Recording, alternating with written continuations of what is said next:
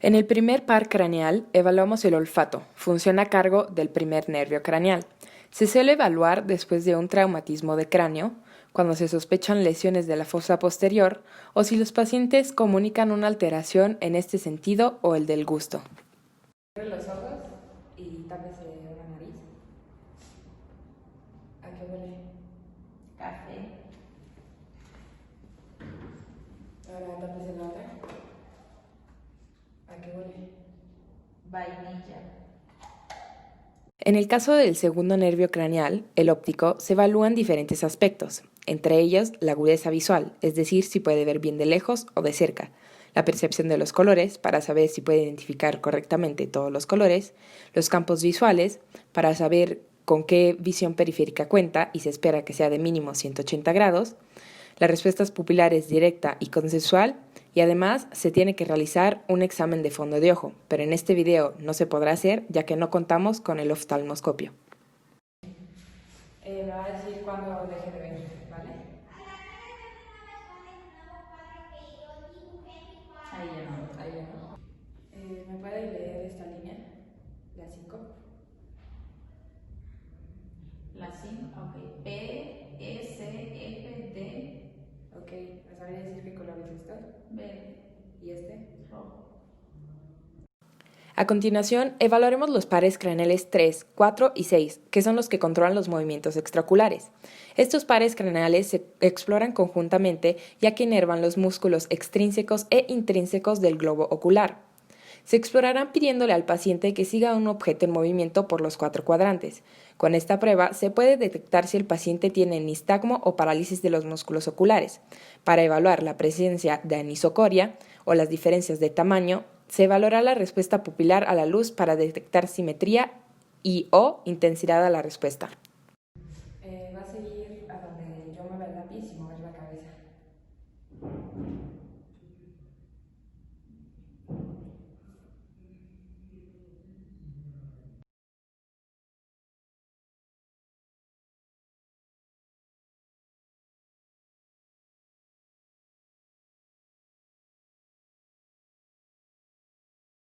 Para el quinto nervio craneal, el trigémino, se evalúan 3 ramos sensitivos, el oftálmico, el maxilar y el mandibular.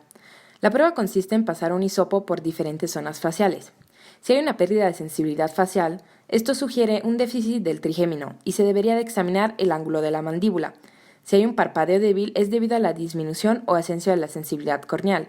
Normalmente, el paciente con debilidad facial siente el hisopo a ambos lados.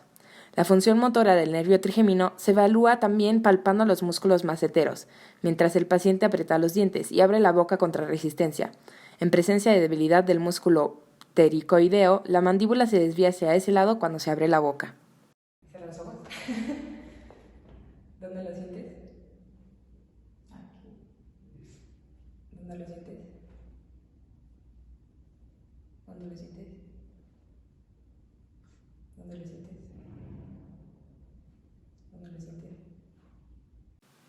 En el séptimo nervio craneal, el facial, se evalúa comprobando la debilidad hemifacial. La simetría de los movimientos faciales suele resultar más evidente cuando el paciente sonríe o hace alguna mueca.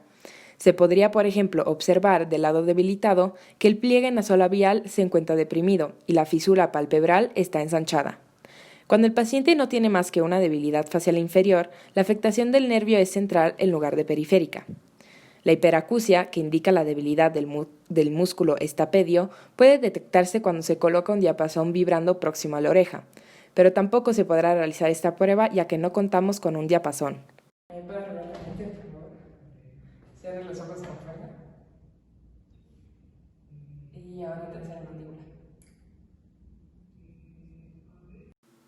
Para la evaluación del octavo nervio craneal, el vestíbulo coclear o acústico auditivo, se realiza una prueba auditiva y en dado caso de sospecha de nistagmo o vértigo, pruebas vestibulares. El nistagmo puede ser rotatorio, vertical o horizontal y suceder de modo espontáneo, con la mirada o con el movimiento de la cabeza. La evaluación del vértigo mediante pruebas del nistagmo es utilizado en las siguientes situaciones. cuando los pacientes están teniendo vértigo durante el examen, cuando los pacientes tienen síndrome vestibular agudo o cuando los pacientes tienen vértigo posicional episódico. ¿Me escucha?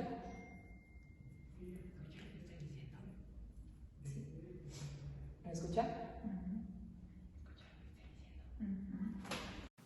Los pares craneales 9 glosofaringio y 10 vago suelen evaluarse juntos mediante una sola prueba. La diferencia está en lo que se observa al examinar cada uno. Se le ordena al paciente decir A, mientras se observa la pared posterior de la faringe en el lado del glosofaringio y la úvula y los dos velos derecho-izquierdo del paladar en el caso del vago. Si un lado es parésico, la úvula estará del lado opuesto al lado parésico. Si se advierte ronquera, por lo general hay que inspeccionar las cuerdas vocales. Su presencia aislada, con reflejo nauseoso y elevación del paladar normales, podría indicar lesiones que compriman el nervio laríngeo recurrente. Por ejemplo, linfoma mediastínico o aneurisma de aorta. Diga, por favor. En el par craneal 11, espinal accesorio, evaluamos la efectividad de los músculos inervados. Para el esternocleidomastoideo, el paciente debería ser capaz de girar la cabeza contra resistencia y para el trapecio superior, elevar los hombros contra resistencia. ¿Puedes subir los hombros? Ahora haga fuerza hacia el lado opuesto y ahora hacia el otro lado. Para el par craneal 12, hipogloso, se le pide al paciente que saque la lengua para evaluar si hay presencia de atrofia, fasciculaciones y o debilidad de la lengua. La desviación se podría producir hacia el lado de la lesión. Abra la boca y deje la lengua hacia atrás. Ok, ahora saque la lengua derecha. Ok, ahora hacia la izquierda, hacia la derecha. Ok, ahora ponga la lengua acá. Del otro lado.